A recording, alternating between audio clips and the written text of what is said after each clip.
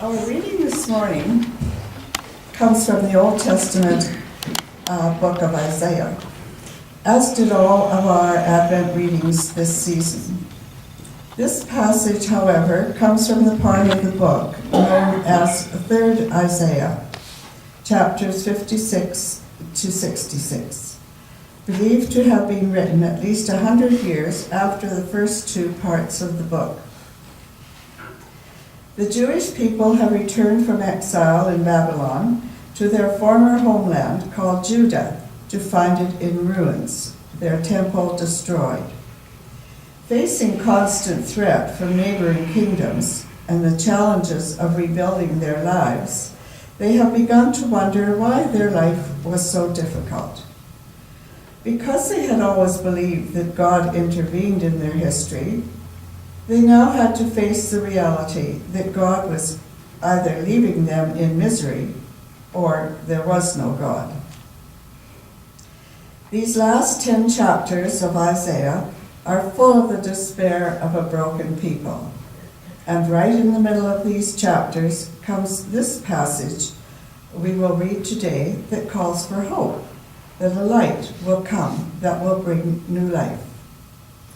This is the passage that Matthew would use to create the story of the wise ones, who would come from the east bearing gifts for a new king, a new light.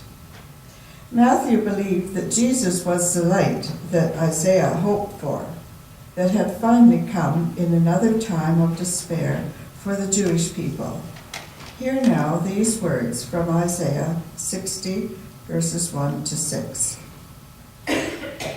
Arise, shine, for your light has come, and the glory of God has risen upon you. For darkness shall cover the earth, and thick darkness the peoples. But God will rise upon you, and God's glory will appear over you.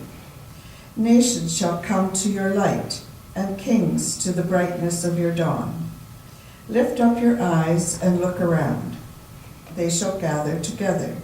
They come to you. Your sons shall come from far away, and your daughters shall be carried on their nurses' arms. Then you shall see and be radiant. Your heart shall thrill and be enlarged, because the abundance of the sea shall be brought to you. The wealth of the nations shall come to you. A multitude of camels shall cover you. The young camels of Midian and Ephah, all those from Sheba shall come. They shall bring gold and frankincense and shall proclaim the glory of God. Hear what the Spirit is saying to the church. Thanks be to God.